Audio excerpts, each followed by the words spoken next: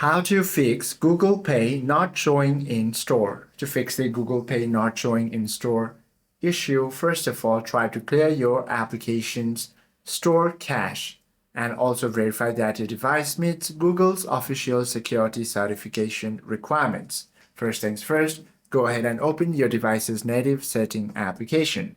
Once you open it, all you have to do is now go ahead and tap on the search bar at the top or simply head to the apps option. Tap on the See All to view all the applications downloaded onto your device. Tap on the search bar at the top. From here, you can search for Google Play Store or App Store. Once you find the application itself, all you have to do is now go ahead and open it, then scroll down to the storage and cache, then proceed to tap on this clear cache option or clear data.